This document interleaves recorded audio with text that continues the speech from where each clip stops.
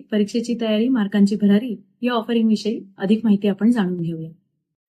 SSC परीक्षेची तयारी मार्कांची भरारी हे ऑफरिंग इयत्ता 10वीची बोर्डाची परीक्षा देण्यासाठी तयारी करत असलेल्या शाळेतल्या विद्यार्थ्यांसाठी आहे.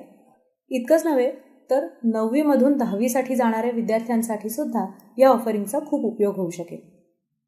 आता यात 10वीच्या परीक्षेकरता अत्यंत सोप्या आणि उपयुक्त टिप्स आपण दिलेल्या आहेत. उदाहरणार्थ, उत्तरपत्रिका कशी दिसते, कशी असते, किती पानांची असते आणि ती उत्तरपत्रिका लिहिताना काय काळजी घ्यावी. तसंच परीक्षेच्या वेळाचं प्रत्येक विषयानुसार कसं व्यवस्थापन करावं हे सुद्धा आपण सांगितलं आहे. आणि या ऑफरिंगमध्ये हे सर्व 10 विषय समाविष्ट आहेत, जसं की इंग्रजी, मराठी, हिंदी संपूर्ण, संस्कृत संपूर्ण, विज्ञान आणि तंत्रज्ञान भाग 1 आणि 2, बीजगणित, भूमिती, भूगोल, इतिहास व राज्यशास्त्र. आणि हे विषय मराठी मीडियम आणि इंग्लिश मीडियम या दोन्ही मीडियमसाठी ह्या कोर्समध्ये कव्हर करण्यात आलेले आहेत. हा कोर्स शिकताना विद्यार्थ्यांना तुम्हाला स्क्रीनवर दिसत असतील या विविध गोष्टी शिकता येणार आहेत, जसं की परीक्षेच्या वेळाचं योग्य रीतीने व्यवस्थापन करणं, प्रत्येक विषयाच्या प्रश्नपत्रिकेचं स्वरूप यात उलगडून दाखवलेलं आहे. तसंच प्रत्येक विषयाची उत्तरपत्रिका सोडवण्याची आदर्श पद्धत देखील दाखवलेली आहे. याचाच अर्थ वेगवेगळे भाषा विषय जसं की मराठी, हिंदी, इंग्रजी आणि महत्त्वाचे काही विषय की ज्यात उत्तरपत्रिका कशी लिहावी याविषयी विद्यार्थ्यांमध्ये संभ्रम असतो. उदाहरणार्थ, अल्जेब्रा म्हणजे बीजगणित किंवा जॉमेट्री म्हणजे भूमिती. अशा उत्तरपत्रिकासुद्धा आदर्श पद्धतीने कशा सोडवाव्या हे यात सांगण्यात आलेलं आहे. तसंच विद्यार्थ्यांकडून उत्तरपत्रिका लिहिताना सामान्यतः कोणत्या प्रकारच्या चुका होतात आणि त्या आपल्या विद्यार्थ्यांना कशा टाळता येतील याविषयीसुद्धा या कोर्समध्ये मार्गदर्शन केलेलं आहे. तुम्हाला स्क्रीनवर दिसत असेल या पद्धतीने कोर्समध्ये प्रत्येक विषय हा मांडलेला आहे. बघा, प्रत्येक प्रश्नपत्रिका ही त्यातल्या प्रत्येक प्रश्नानुसार एक्सप्लेन केलेली आहे आणि त्याचबरोबरीने उत्तरपत्रिकासुद्धा कशी लिहावी हे प्रत्येक विषयाच्या प्रश्नानुसार सांगितलेलं आहे.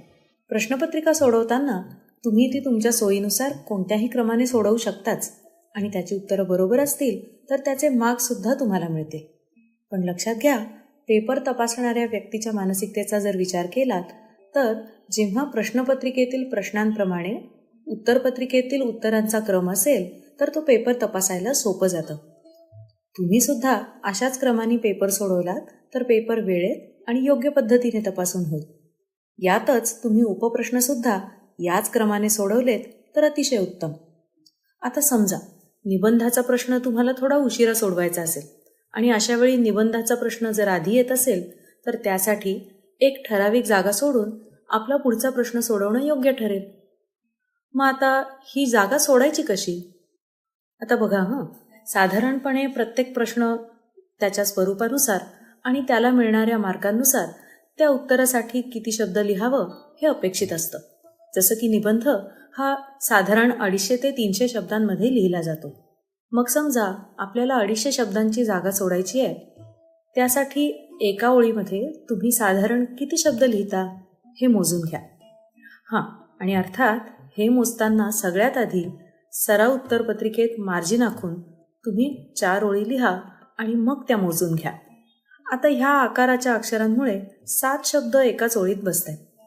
जर एका ओळीत तुमचेही 7 शब्द बसत असतील तर 250 शब्दांचा निबंध लिहिण्यासाठी साधारणपणे 35 ते 36 ओळी लागतील.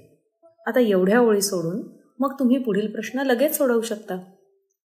आता तुम्ही इथे काही उत्तरपत्रिका बघत असाल ज्यामध्ये प्रत्येक विद्यार्थ्याची लिहिण्याची पद्धत, त्याचं अक्षर हे वेगळं वेगळं आहे आणि त्यामुळे ओळीतील शब्दसंख्यासुद्धा वेगळी आहे. यानुसार प्रत्येक विद्यार्थ्याला किती ओळी लागतील हेही तुम्हाला इथे दिसेल. तुम्हाला लक्षात आलं असेल की अशा पद्धतीच्या वेगवेगळ्या टिप्स ह्या कोर्समध्ये समाविष्ट केलेल्या आहेत. काही अजून टिप्स बघूयात. मराठी विषयाच्या परीक्षेची तयारी करताना ह्यातला एक महत्त्वाचा भाग आपण लक्षात घेऊया, तो म्हणजे प्रश्नपत्रिकेचं स्वरूप. स्वरूप म्हणजे काय, तर त्यात किती प्रश्न असतात, प्रत्येक प्रश्नाला किती मार्क असतात, असे काही मुद्दे आपण बघूयात बरं का. आता तुम्हाला स्क्रीनवर ही जी कृतीपत्रिका म्हणजे प्रश्नपत्रिका दिसतीये तशा पद्धतीची प्रश्नपत्रिका तुम्हाला मिळत असते. ही साधारण छापील 17 पानांची असते आणि ही प्रश्नपत्रिका मिळाल्यावरती सगळ्यात पहिल्यांदा सगळी पानं व्यवस्थित आहेत ना, म्हणजे प्रिंट नीट आहे ना, ती सुस्पष्ट वाचता येत आहे ना, याची तुम्ही खात्री करून घ्या. त्यात जर काही चूक असेल तर प्रश्नपत्रिका पण बदलून घेतली पाहिजे हं. आणि आता प्रश्नपत्रिका बरोबर असल्याची खात्री झाली की त्यावरती तुमचा सीट नंबर लिहून घ्यायला अजिबात विसरू नका. आणि त्याचबरोबरीने लक्षात ठेवा, प्रश्नपत्रिकेवर या सीट क्रमांकाव्यतिरिक्त कुठलाही इतर मजकूर लिहू नये. चौथी सूचना अतिशय महत्वाची आहे, जी लक्षात ठेवा हं. प्रत्येक बहुपर्यायी प्रश्नाच्या उत्तराचं मूल्यमापन हे केवळ प्रथम प्रयत्नातला पर्याय ग्राह्य धरूनच केलं जाईल आणि त्यालाच मार्क दिले जातील. म्हणजेच उदाहरणार्थ प्रश्न क्रमांक 1A मध्ये तुम्ही एक पर्याय निवडलात आणि तो लिहिलात. मग तो खोडून जर दुसरा लिहिलात तर तो दुसरा पर्याय बरोबर जरी असेल तरी तो ग्राह्य धरला जाणार नाही. दिलेल्या माहितीवरून तुम्हाला क्रमिकेचं पहिलं पद काढायचंय. उत्तर लिहिताना =, देअरफोर किंवा बिकॉज यासारख्या चिन्हांचा योग्य ठिकाणी योग्य उपयोग करा. जिथे जिथे आवश्यक असेल तिथे तिथे स्टेप्समध्ये किंवा आकृतीमध्ये अगदी नीट बघा, एकक सुद्धा लिहिलेत, म्हणजे युनिट सुद्धा लिहिलेत. हा रिपोर्ट आहे, म्हणजेच घडून गेलेल्या घटनेचा हा वृत्तांत आहे.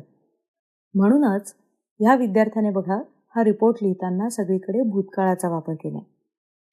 आता याचबरोबरीने जशा ह्या टिप्स विद्यार्थ्यांना मिळतील त्याचबरोबरीने उत्तरपत्रिका लिहिताना इतर विद्यार्थ्यांनी काय प्रकारच्या चुका केलेल्या आहेत किंवा ते करू शकतात आणि त्या आपण कशा टाळायच्या याचं एक छोटंसं ॲनालिसिससुद्धा आपल्या विद्यार्थ्यांना प्रत्येक विषयासाठी मिळणार आहे. उदाहरणार्थ, चला आता जाऊया प्रश्न 2 कडे. कृतीवर आधारित सर्व प्रश्नांमध्ये या विद्यार्थ्यांनी उत्तराभोवती चौकटच काढलेली नाही आहे, त्यामुळे नक्की उत्तर कोणतं आहे हे पटकन समजून येत नाही. लक्षात ठेवा की कृतीवर आधारित प्रश्नांमध्ये तुम्हाला रिकाम्या चौकटीत योग्य ती उत्तरं लिहायची असतात. याचबरोबरीने असंच कंटेंट हे आपल्या इंग्लिश मीडियमच्या विद्यार्थ्यांसाठी सुद्धा आपण तयार करतोय. Now, let's see the third question. In this question, you had to solve some activity-based questions and some sub-questions. You can see on the screen how we should solve these questions. The answers to activity-based questions are written in side boxes, as you can see. Now, you can see that the number of the sub-question to be solved has been written and the answer has been provided. A proper gap is maintained between the two answers, approximately 1 or 2 lines. After each answer, a line is drawn with a pencil. Also, important points or equations in the answer are underlined. Proper symbols such as since and therefore have been used where needed. All the steps have been written systematically in the answers. If all the answers are written in this manner, you will definitely get full marks for this question. याचबरोबरीने विद्यार्थ्यांना प्रत्येक विषयाच्या tips घेता घेता काही तुलनात्मक प्रश्नसुद्धा सोडवता येणार आहेत, ज्यातनं त्यांचं या विषयाचं अंडरस्टँडिंग हे जास्त चांगल्या पद्धतीने घडेल. उदाहरणार्थ, आत्ता तुम्हाला स्क्रीनवरती दिसत असेल की जोड्या लावा हा प्रश्न कुठल्या पद्धतीने सोडवणं अपेक्षित आहे आणि त्यासाठी विद्यार्थ्याला 4 पर्याय दिलेले आहेत. आता हे पूर्ण 4 पर्याय पाहून विद्यार्थ्यांनी प्रश्नाचं योग्य उत्तर निवडायचं आहे. याचबरोबरीने भूगोलासारख्या विषयांमध्ये नकाशातले घटक दाखवताना कशा पद्धतीने दाखवले पाहिजेत अशा पद्धतीचा हा प्रश्न आहे, ज्यात तुम्हाला लक्षात येईल की जसं आपण टिप्समध्ये सांगितलं आहे त्याप्रमाणे त्या विद्यार्थ्याने नकाशा देखील भरला आहे आणि सूचीसुद्धा दिलेली आहे आणि म्हणून विद्यार्थ्याने निवडताना तो पर्याय निवडला आहे. याचबरोबरीने एका पूर्ण उत्तरपत्रिकेतल्या चुका शोधणं अशा पद्धतीचे एक्झरसाईजसुद्धा आपण आपल्या विद्यार्थ्यांसाठी या कोर्समध्ये देतो आहे. यात बघा तुम्हाला लक्षात येईल फॉर्मॅटिंगच्या चुका ओळखण्यासाठी एक एक पान हा एक एक प्रश्न आहे. बघा, विद्यार्थ्याने आधी ते पान नीट पाहून घेतलं आणि याच्यात काही चुका फॉर्मॅटिंगच्या दृष्टीने झालेल्या दिसत आहेत. त्या विद्यार्थ्यांनी आता इथे ओळखायच्या आहेत, जसं की मुख्य प्रश्न हा नवीन पानावरच्या प्रश्नाच्या चौकटीत लिहिलेला नाही आहे. याचबरोबरीने उत्तरपत्रिकेत प्रश्न लिहिला आहे अशा पद्धतीने विद्यार्थ्यांनी योग्य ते पर्याय निवडत सर्व प्रश्न पुढे पुढे सोडवत गेल्यास अशा पद्धतीने ही एक्झाम संपेल आणि या एक्झामचा नंतर प्रत्येक विद्यार्थ्याला हा असा एक रिपोर्टसुद्धा मिळू शकेल की ज्यात प्रश्नाच्या स्वरूपात जे उत्तरपत्रिकेचं पान दाखवलं होतं ते पाहता येईल आणि त्याच्यात विद्यार्थ्याने कुठले पर्याय हे उत्तर म्हणून निवडले होते आणि त्याच्याऐवजी जर ते चुकले असतील तर योग्य उत्तर काय हे सुद्धा इथे सांगितले जाईल, जेणेकरून विद्यार्थ्यांच्या फॉर्मॅटिंग विषयातल्या चुका टाळाव्या आणि त्यांचा या बाबतीतला अभ्यास हा अगदी पक्का व्हावा या दृष्टीने ह्या सगळ्या एक्झरसाइजेसचा त्यांना खूप उपयोग होईल. तर अशा रीतीने या ऑफरिंगमध्ये एकूण 10 विषय समाविष्ट आहेत आणि कोर्सचा कालावधी प्रत्येक मीडियमसाठी हा 600 मिनटं अर्थात 10 तास आहे आणि ह्याचं डिव्हिजन पुढीलप्रमाणे आहे. यात इन्फॉर्म कंटेंट म्हणजे टिप्सचे व्हिडिओज हे साधारण 300 मिनिटांचे, तर 300 मिनिटांमध्ये वेगवेगळे MCQs आणि उत्तरपत्रिकेतील चुका ओळखणे ज्याचे रिपोर्ट जनरेट होतील. या ऑफरिंगमधून खूप ॲडमिशन तुम्हाला मिळाव्यात अशी माझी तुम्हाला शुभेच्छा. धन्यवाद.